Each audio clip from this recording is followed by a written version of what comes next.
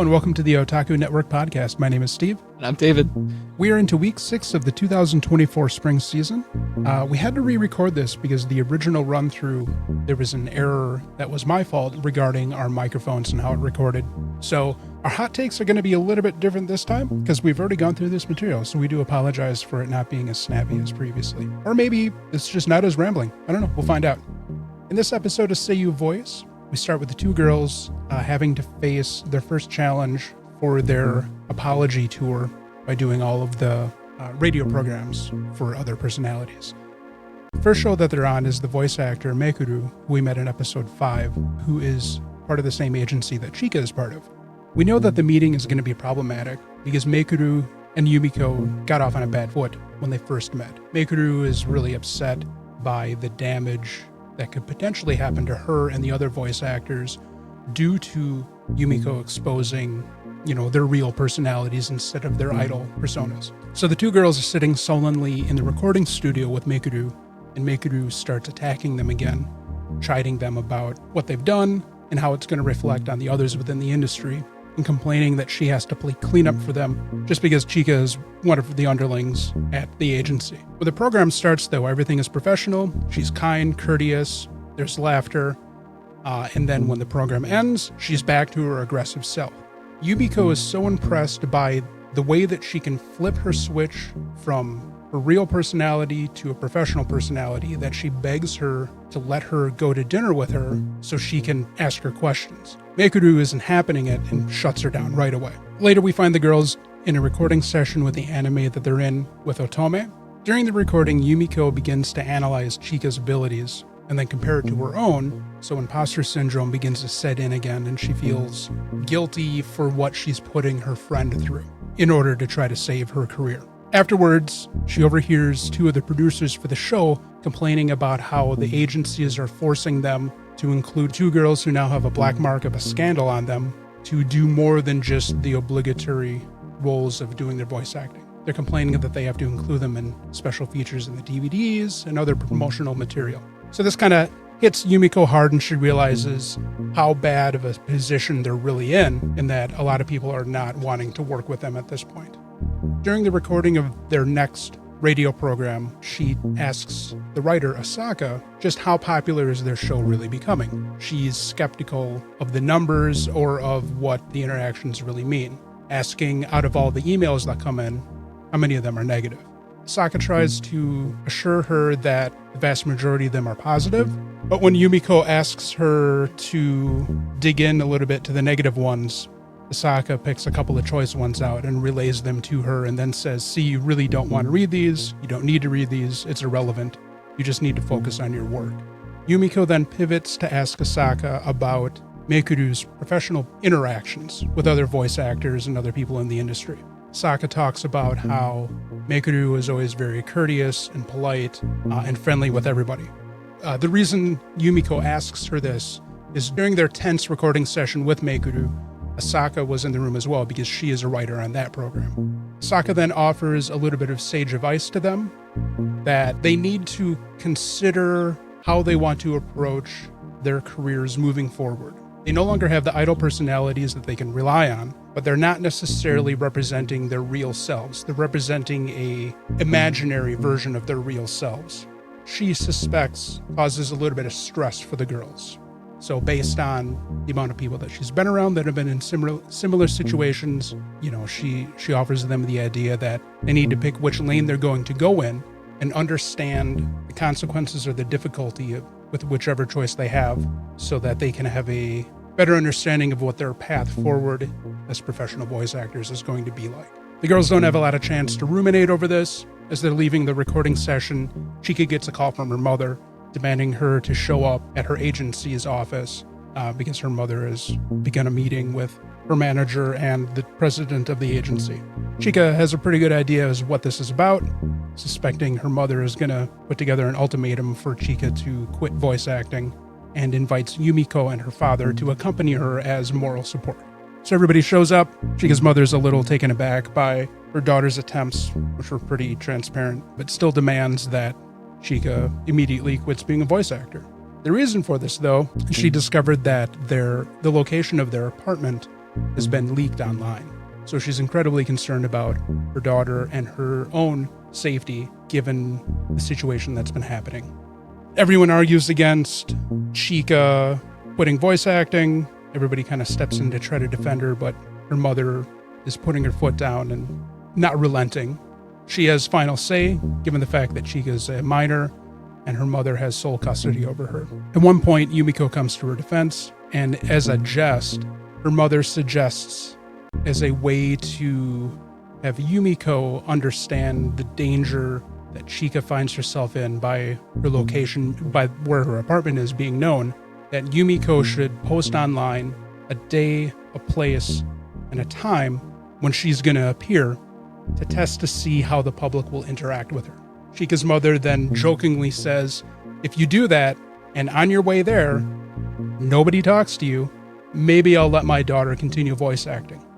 Yumiko sees this as an opportunity, agrees to it wholeheartedly, and Chika's mom is taken aback because she said it as a joke. Yumiko pushes the concept. Chika's mother doubles down and says, fine, you can both do it, and if anybody talks to you while you're doing it, both of you need to quit voice acting. Seeing no choice available to them, they agree to the idea. As they're leaving, Chika kinda convinces her mother to let her spend the night over at Yumiko's house so she can be away from her mom so that they can both cool down because of this tense situation. I think the following day, Yumiko and her mother are talking about the situation, and Yumiko's mother suggests that another meeting be held between the girls, their managers, and both mothers. Yumiko jumps at the idea, thinking mom is going to support me, this is going to be great. You know, it'll be another voice of reason to fight against Chika's mother's adamant ideas. So all 6 women are in a room together, and to Yumiko's surprise, her mother agrees with Chika's mother and says that they should do the challenge of informing the public of where they're going to be at a specific time. And that if anybody interacts with them, then that means both girls have to quit voice acting. When Chika's mother agrees to the proposal, Yumiko's mother then pushes further to hold her to her end of the bargain, saying if they succeed by some miracle, then the girls can continue being voice actors. And that's where we have the episode leave off. They still haven't gotten out of the woods yet from the fallout of the fabricated scandal of Chika sleeping her way into positions. Now we have to deal with them going through the reality of potential threat to their safety as they expose themselves to potential stalkers or people who are angry with them. Do you think Chika's mom is a little naive in the sense that just because Chika's going to stop doing the voice acting does not mean that the stalkers are going to stop? Because she's already out there. She already has an image. She already exists in the sphere of the public eye. And so she's not necessarily going to just poof, cease to exist and everybody's going to stop stalking her. This could lead to things like, why did you abandon us? And then we'll get a fucking Oshinoko level stalker stab. Maybe. I don't know. We'll see what happens. The challenge seems unrealistic. And given the fact that we're essentially halfway through the season, we know they're going to succeed by some means. It's just how realistic and how believable is that success gonna be, you know? Because we know that they have an amount of people that are interacting with them. Maybe they're past fans, or maybe they're people that have jumped on the bandwagon to just hate on the girls. Hate on semi-famous personalities. You know, there's no way you can stop somebody with a nefarious ulterior motive from taking this opportunity to end their career because it would satisfy them for 5 minutes. If I remember correctly, the stipulation is they have to lay out their entire itinerary. Well, they have to dictate the reason for this, saying if nobody they're essentially Chika's mother is trying to show to them that no matter how hard they try, it's impossible for them to plead for their safety and security with the public. So they're supposed to go, okay, we're going to do this thing on this day at this time. We're going to go to this location. If any of you interact with us, we have to quit being voice actors. So please don't do this. It's a challenge to them, to their naivety itself of they think they can persuade the populace to do things within their best interest. That's what this challenge is for. So realistically, you're going to have bad actors who are going to jump on the opportunity to destroy these two's career once and for all and jump at it and do it. You know, let alone fans coming up to them and saying how much they love them. Mm-hmm. You know, Here's a thought. What if Crazy Stalker Guy becomes a plot point again in that episode? it's a possibility of it. What if he's the thing that they're like dodging the whole episode because he's trying to ruin their careers? Quite possibly. It would be like the ultimate revenge for him. They kind of It would be like the ultimate. You two can't do this anymore because you betrayed me by sleeping with, Yeah, he destroyed his own life himself, but he's not going to believe that he destroyed his life. Guaranteed. He's going to think they did it. Correct. Yeah, he doesn't see it that way. He's not going to believe the truth. Crazy is as crazy does. Correct. So I don't know. We'll see how. I really think that they are going to be successful because we still have 7 episodes, 6 to 7 episodes left. And it's probably going to be 6, seeing as this is a week behind the other 2. It's probably going to go to 12. Oh yeah, you're probably right. But realistically, like they're somehow going to be successful. Yes. But I want to see how they're going to be successful because as of now, a lot of this has been rooted in like just very thick reality. Realism. Yeah. No. It's done quite well with the realism aspect of it. There's nothing that's wild or out of this. Yeah, there really has not been Deus Ex Machina. Yeah, no Deus Ex Machina, no like a character like knowing something that they shouldn't necessarily know. It's very real. Yeah, we really haven't had plot armor at this point. And I really like it. That's why I enjoy watching this show is you get to see real life unfold in this story about a business in Japan. Yeah. I think I mentioned this before as we've talked about it before, but when we went into the show, my initial idea was this was just going to be some moe cutesy fan service thing. It was going to be something like the first thing that popped in my head in comparison of what I was expecting was there was this anime that came out a number of years ago called New Game, which was about a game development company that was just filled with cutesy moe 20-year-old girls. And was a little bit of fan service action. I literally thought this was going to be the voice actor version of New Game, so I was a little trepidatious about watching it. That's fair. But I've greatly enjoyed the realism. Yeah, it's been what's kind of been keeping this anime alive for me is the gritty realism of this anime and how it is. We're just able to stay super involved. Regardless of the way they try to distract us with pointless fan service. There's lots of pointless fan service. But I'm really, really, really thinking that this fan service is going to lead to a fucking Yuri ending. Because if you watch the whole fucking intro to the very end, what do you see at the end? Yeah, there's the scene of them standing in the pond of water in like the virginal white gowns. It looked very Yuri, a Yuri-esque intro. We're getting a Yuri ending. So why I bring that up and why I brought up the concept that after the blowout with Chika's mother, Chika stayed at Yumiko's house that night. It only served the purpose of having them in the bath together and then a little bit of sexual assault by Chika. Chika loves molesting. She loves Yumiko. She loves touching Yumiko's breast. She's got a crush. It was so unnecessary. Oh my God. I really do think that it is Chika's like actual personality. She's a 12-year-old boy. She is a 12-year-old boy. When it comes to a 17-year-old girl's body. Yeah, when it comes to, her physical interactions with Yumiko. Yeah. There's gonna be Yuri, Steve. I think there is. Which I don't have a problem with, obviously. It's not like it's the only Yuri I'm watching this season. I really think because the show is so realistic, they're trying to make sure that the Yuri at the end isn't a bombshell. It doesn't just come out of left field. Yeah, we'd be like, where the fuck did this come from? What's the point of this? But they can build that concept without having it a bunch of bath scenes. I know. The scene was 2 minutes. It was uncomfortable and unnecessary, but overall the episode was pretty good. I'm skeptical of the setup for next episode, so we'll see what happens. I think you have more faith in it than I do that they can maintain the course of realistic writing. I'm hoping. But we'll see.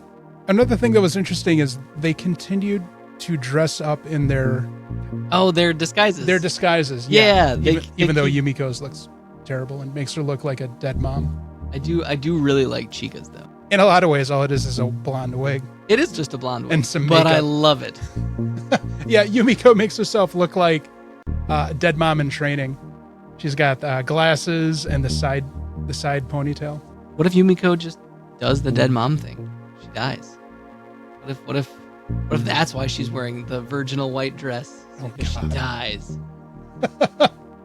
Not only do we get Yuri, we get death. So one thing that the episode made me think about, and I think this was on purpose, given some of the conversations that Yumiko had.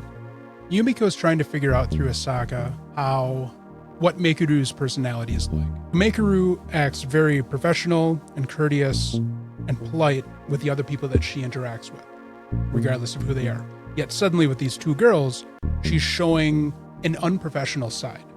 Yeah, filled very with aggressive. Anger and disgust.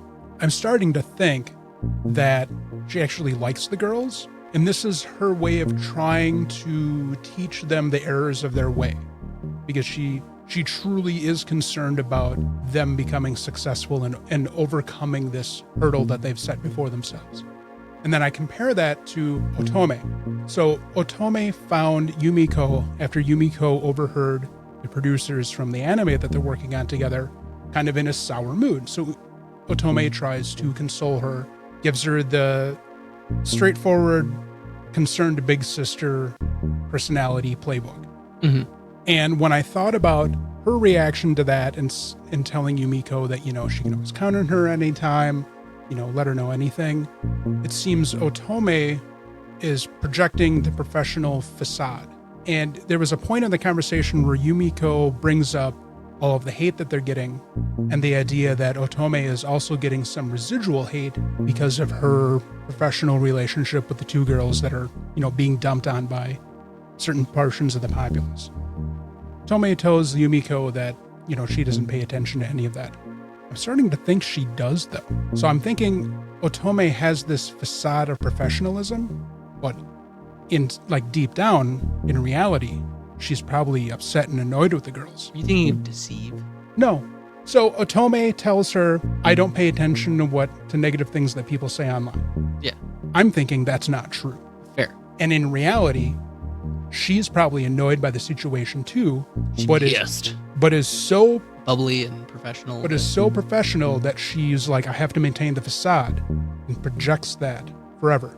So compare Otome's reaction and interaction with Yumiko to how Mekuru reacts and interacts with Yumiko. And I think Mekuru is the one who's being honest and is actually concerned and cares for the girls instead of Otome. Yeah, I could see that. I could see Otome being just a selfish, self-centered, a prima donna, if you will. Yeah. Yeah, we'll see though. We'll see as the show evolves though. There could be a million different endings to this show. But I'm guaranteeing that there's going to be Yuri. There's going to be a Yuri ending. The artwork is getting sloppy again. Yeah, it's inconsistent. Super inconsistent. The character artwork during the filming of the radio program with Mekuru looked bad. Their heads were misshapen and out of proportion. Yeah. There was a shot where the back of Yumiko's head was essentially flat. Nice. It was bad. We'll see what the next episode shows and if they can keep with the good writing. It's now time for the harem anime. So this week on Sweet Dick Music, we finally get the big payoff of Ogro and his band of merry idiots fighting against the humans. They have a name, Parabellum. That's what they're called. Oh, that's right. They named the group Parabellum. Yeah, I forget that they named their mercenary outfit. So the mercenary group, formerly known as Parabellum, now goes around and ends up attacking one of the major human armies that's coming to attack the elves. Each of the main cast of Parabellum get to show off their broken powers in a way. For example, Blood Sato uses the blood of fallen enemies to make huge blood blades, basically. We figure out that Earthay is basically a geomancer. Mm-hmm. Dami does as her name suggests and dominates people. Spellsay does a bunch of magic, and Ogre Kichi gets to do his Ogre Kichi thing and just beats the shit out of people. Ogro ends up fighting a human noblewoman who appears to be leading this band of humans, and basically makes a deal with her that if he wins, he gets to keep her, and if she wins, he dies. He knows he's not going to lose, so he wholeheartedly is just like, cool, I'll agree to your terms of this as long as you agree to my terms. and then beats her and captures her, and then captures a few other nobles of this human army. He was playing with her. Oh, he was definitely playing with her. I don't know if he let her, but there was even a point where he's like, and one of her attacks got through, kind of. I don't think he was playing with her then. No, I don't think so either, but... I think he fucked up. I think he got overconfident, and it happened. Yeah. It was not because she was better than him. It's because he was overconfident and let his guard down. Yeah, he wasn't using his full potential. So he then defeats this army and goes and tells the elves that they won and they have a party. But there is a pretense to this party where, as he calls him, Papa Elf, comes and explains that the elves kind of need a morale boost and they need to participate in the next battle against the humans, and then provides a bunch of information to Ogro about where the next human attacks are coming from. Ogro then goes and interrogates the humans and finds out why they're attacking the elves, and it's because the human princess is sick and that she needs a cure that only the elves have. So the humans are sending their best soldiers, their best armies to try and destroy the elves so they can take this cure so that the human princess can be healed. So the elves aren't willing to give it to the humans because they have a long-standing tradition of not giving it to the humans for whatever reason. Yeah, fuck humans. Yeah, it's like, it is literally, they did not explain why it's like that. And that's the whole catalyst for the war. Because fuck humanity. So then, in this interrogation, Ogro decides that he wants to win these humans over to his side, so he rapes them. Because at first they are not willing to have sex with him. Sweet dick music has become scary dick music. This very disturbing scene happens where he has sex with all these nobles, men and women, and then luckily it zooms out and fades to black so we don't actually see anything, but still, very disturbing pretext there. They then go and fight another advancing human force where Ogro meets a human, basically NCO. He's a red-haired man who is kind of a sword for hire. He goes about fighting for this human kingdom that's invading the elves, but doesn't really care. He's just trying to make money. And he rises up through the ranks because he's good at what he does and becomes a basically sub-commander of this army. And when they get attacked, he rallies the defense against Parabellum and ends up winning Ogoro's respect and gets taken alive. They capture the humans and they won again. They meet up with Papa Elf again, and they're going to give Papa Elf some of the prisoners that don't really conform to Ogoro's training regiment and things like that. And so Papa Elf gives Ogoro the cure. No, he already had that from the initial encounter when he saved his daughter. That's when he got the potion. Oh, he drinks it after that. Yeah. This is when Papa Elf tells him about the whole thing with the potion. So Papa Elf explains what that potion does, and Ogoro then drinks it and gains a blessing of what is to be assumed a god. And what this does is it makes it so that his blood has intense regenerative properties, and he is able to heal anybody that drinks his blood of almost what seems like almost anything. Yeah. Which he is now ascended to godhood, as he's told us. Yeah, at this point, Ogoro even questions why he's so damn powerful. Yeah, he's like this unstoppable dumbass. He's like, this is ridiculous. This shouldn't be happening. This is a sick man. He questions his plot armor. Yeah, he questions his plot armor and is just like, I don't actually know why I'm so stupidly powerful. This is... The episode was more interesting than the previous ones because we actually got some progress and a little bit more world building. Yeah, but this anime's so bad. It is bad. So... And do you know what's sad? I looked at the popularity of the animes, and it's in the popular tab. Of course it is. Because it's a... Why do people like this? Because people like living... And not... When I say the word fantasy in this phrase, I'm not talking about elves and... Yeah, I know, power fantasy. I'm talking about people's internal desires and wants. Because people want to be Ogoro. Mm-hmm. They want to be all-powerful, all-fucking. Mm-hmm. Like, they just want to be this lord of their domain. It's this whole, I don't want sweet dick music. The appeal to Remonster is when a viewer has expectations that they are entitled to greatness, they can see themselves as Ogoro. It is the power fantasy. Hands down. I mean, pretty much all the isekai is a power fantasy. But this one is just like, it has no limits. And it has no... Also, a lot of isekais have characters that you're rooting for. Sure. If we don't root for any of these characters. No, all these characters are terrible. Ogre Kichis are. Actually, I like Ogre Kichi. Ogre and Kichi's I like, fine. Earthay. Earthay is fine too. Like Because they're cute and innocent and stupid. I know, and they're perfect for each other. They are perfect for each like other. that romance subplot with them, I was just like, oh, they're it's so cute. beautiful. Yeah. And then we went back to Ogro being A raper? a jackass. A rapist? Sorry. Yes. He's Yeah. not a rapper. He's a rapist. Oh my god, the amount of sexual violence in this show is really concerning. It is very concerning. Like, what the hell? That's why I'm concerned why the show is so popular. It says a lot for society. Beyond the rape thing and the fact that these grand battles that we've been building up to were little more than Footnotes. dialogue Yeah, that's with some physical examples. It really, the show is really just dialogue and exposition. It is really just dialogue and exposition. Yeah. I think I still would have watched like probably the first 2 episodes of the show. Because when I initially seen it, I was interested. Sure. But after probably the first 2 episodes of Remonster, I most likely would have stopped. You're like, this show is not for me. This show would have been in my dead pile for this season. But because we're doing a podcast on it, I can't stop. I'm wondering when Oguro no longer has any need for the elves. Or when the elves back themselves into a corner of their own making that causes Oguro to wipe them off the face of the planet. Who knows? Maybe he'll just be an extinction level event, and he will alter the face of reality. Maybe. And he will become a god. Yeah, how much For I stand on the top of the mountain, and I look down upon you as a god. how much more ridiculous can he get with his powers? I mean, the sky is... He could get way more ridiculous. He can get way more ridiculous, but he's already way overpowered at this point. Oh god, it's an anime. It is the anime to have ever animated. This week's episode of Astro Note picks up exactly where we left off last week, with Takumi having burst into Mira's room and a message from Mira's mother beginning to play.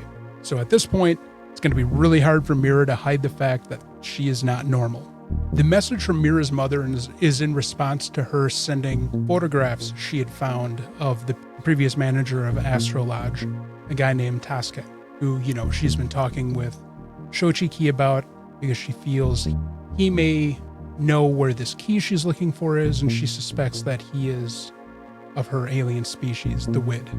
So her mother sends her this really long message that's all this backstory that essentially leads to the old manager of Astro Lodge is Mira's father. When Mira's mother was younger, she was betrothed to somebody that she didn't want to marry. So she threw a bit of a fit and she ran away. She ended up crash landing in Earth during World War II as Tokyo was being bombed by the Allies. There's a scene where Tasuke is helping some residents of the Astro Lodge get into a bomb shelter, and he sees a streaking, fiery spaceship, fly through the air and crash nearby. So he goes to investigate, and he finds Mira's mother, Adara, who is badly wounded. And so he rescues her and nurses her back to health. Adara is like, this is great. I'm going to stay here and live with this guy, and they fall in love. It doesn't last that long. The Wid military is able to locate Adara, and they come to take her back. By the time they take her back, though, she is pregnant with Mira. She gets married to a different man. He becomes the king of the galaxy, king of the Wid, whatever it is, and adopts Mira as his daughter, and nobody is the wiser that Mira is half human. Adara had always hoped to get back to Earth to be with, the true love of her life. There's a bit of a dilation between the two planets. Every 3 years on Earth was 1 year on Wid. At this point, it's too late. Her love is dead now because of old age. The message is interrupted just as Adara is about to explain the location of the key. She knows that Mira is there to find the key.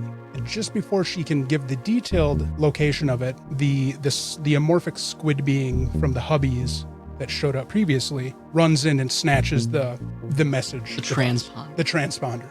And runs off. Mira and Naosuke chase after it, chase it down to the first floor. Just as Showing Ginger shows up, he joins in the chase, and they trap it in the kitchen, where they find Tomohiro making curry rice because Ren wanted curry rice. Immediately, they're like, "Hey, how you doing? What are you doing? Okay." Tomohiro looks at Mira and goes, "Hey, can you watch the food? I gotta go take a shit," and wanders off. And they're like, "Great, okay, he's gone. Now we can really search for this thing." Mira gets the idea of everybody be quiet. The message should still be playing so we can hear where it is. It works. They find it in a cabinet.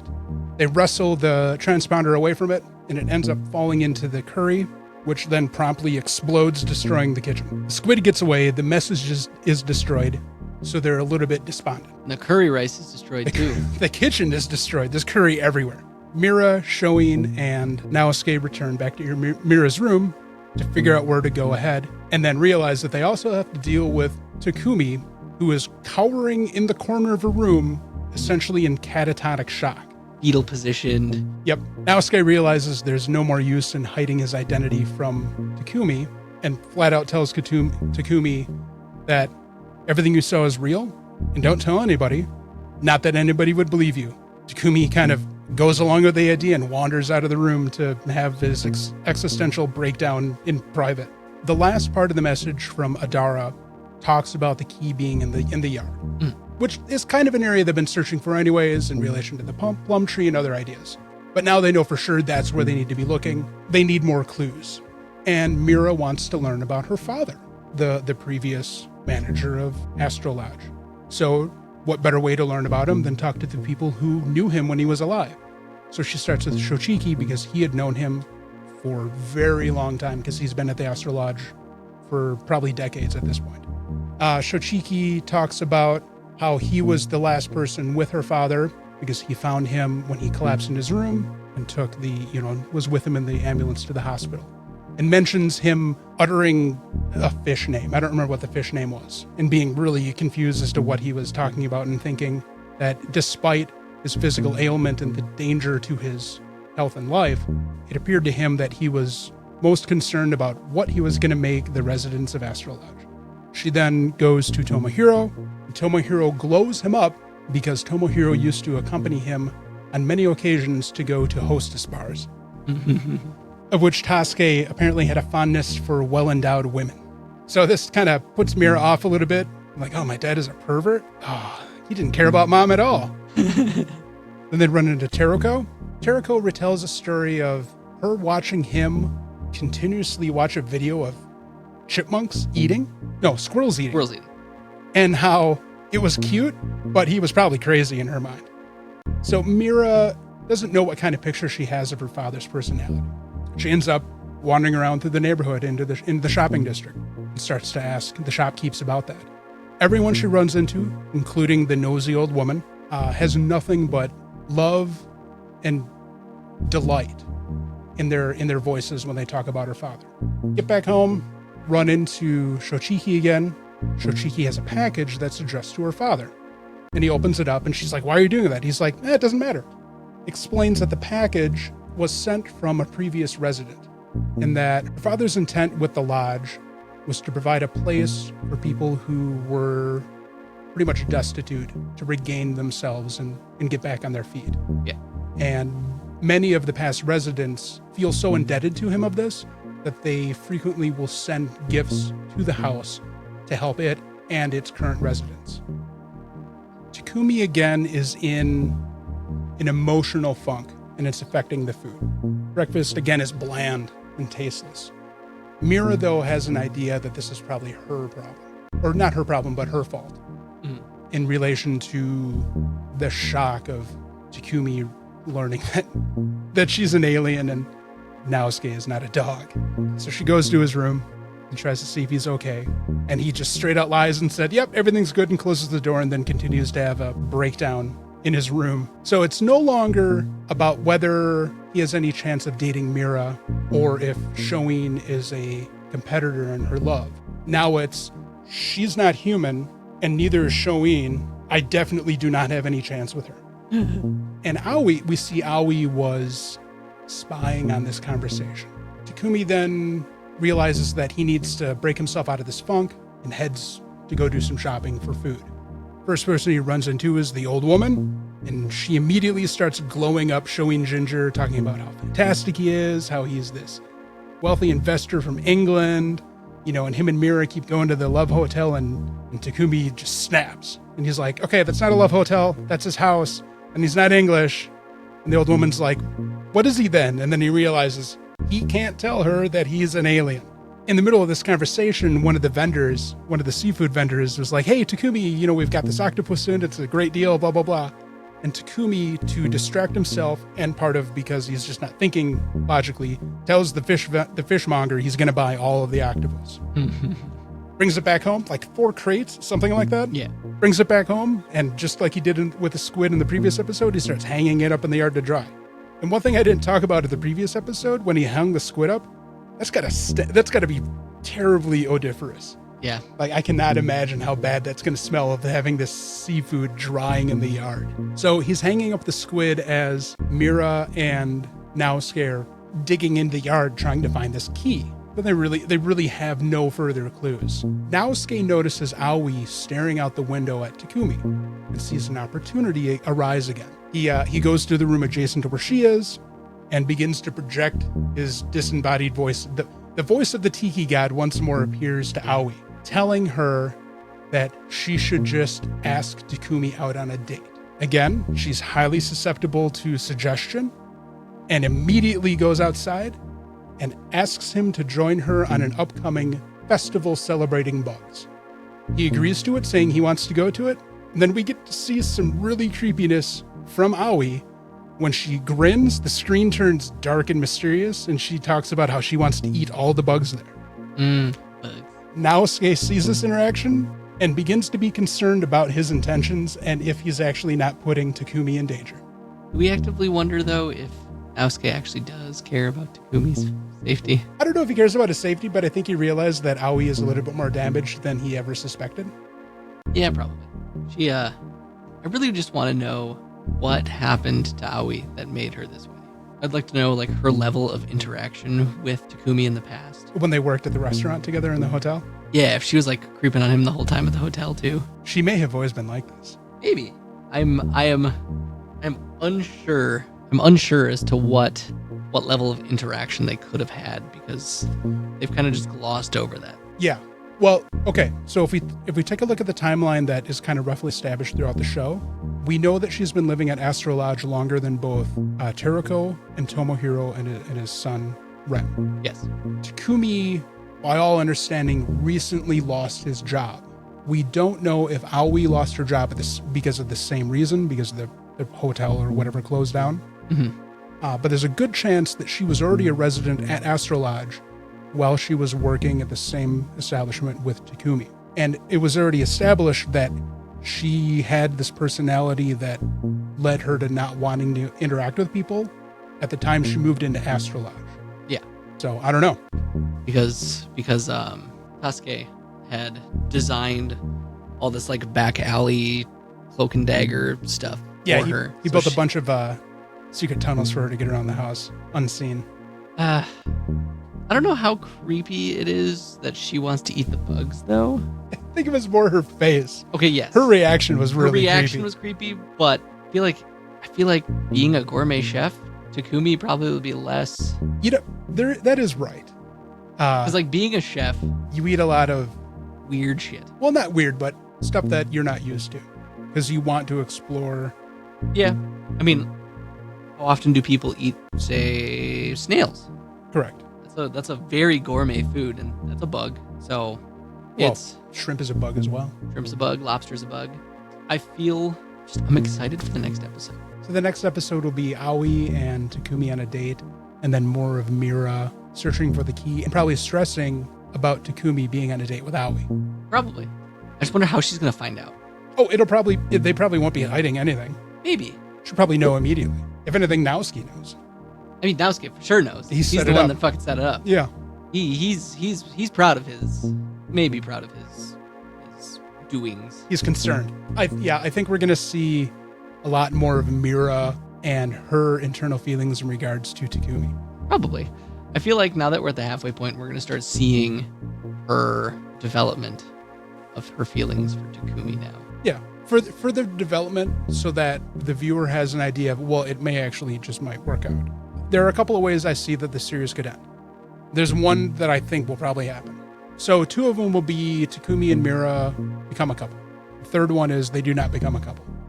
It would be Mira finds the key, succeeds, goes back home, leaves Takumi to his own devices. Mm-hmm. Or she does that, and then Takumi joins her. Okay. Or she does that, leaves Takumi, but then a little bit of time passes, and she returns saying, you know what? I make the rules. I don't need to be on WID. I can just be on Earth and do the same thing. Let's become a couple.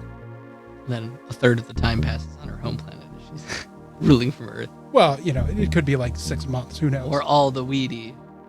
Yeah. Oh my. Yeah, we can see she brings the court of WID to the Astro Lodge. Oh no. Oh no. Then it really does turn. And then her planet blows up, and they all have to move to Earth. No, that would be too much like Tenchi Muyo if it did stuff like that. where the court of WID shows up on Earth. You did forget to mention that we are halfway through the season. Yes. So next week we are going to do a recap. Yeah, of each of the three. Yep. We'll do anime so far. We'll do a quick recap for all three of the anime, going over their plots thus far. Yeah, this week wasn't too bad. Seiyuu Radio was pretty good, aside from the unnecessary fan service. That was more than it was more of a distraction than anything. Honestly, it had no impact on the show either way. But we'll see what the next episode gives us. Remonster is moralistically terrible. It is suffering made manifest. Terrible writing. It's suffering. It's just delusions of grandeur. It is just delusions of grandeur. Yeah. It is literally just I am all powerful. Fear me. Yeah. It's like there's nothing he can't do. Astro Because realistically, I thought you'd be the one suffering, not me. Oh, you were surprised at the levels of patience you have for terrible anime. I'm inoculated from a lot of brain damage from. I've watched some really bad anime. We'll have to have you watch MD Geist one of these days. I want your thoughts on what is somewhat referred to as one of the worst anime ever made, MD Geist. Oh, okay. Yeah. I'll just suffer. It is a classic example of people not paying attention to what they fund in the 80s during the economical boom in Japan. Because let me tell you, it's some bad shit. When the money was being printed on trees in the 80s during the economic bubble, a lot of anime got financed pretty heavily that probably shouldn't have. Wonderful. I think we're still in that same situation, though. Isn't that when Disney Koku came out? Yeah. So we also got really good animes that got money. Sure. This is also when Akira came out. Oh, Akira. Akira came out in 88. I love that movie. Astro Note was good. Astro Note was great. It's continuing to do a great job of propelling the story forward. The whole flashback thing was a little boring. Like, I really didn't care. And man, her father is really weird looking. Yeah, he's got a weird fucking head. His head is strangely shaped. It reminds me of a very stylistic manga, but I can't think of what it is. I mean, to be fair, Tomohiro's head is kind of weird looking too. They're both caricatures of stereotypes within Japan.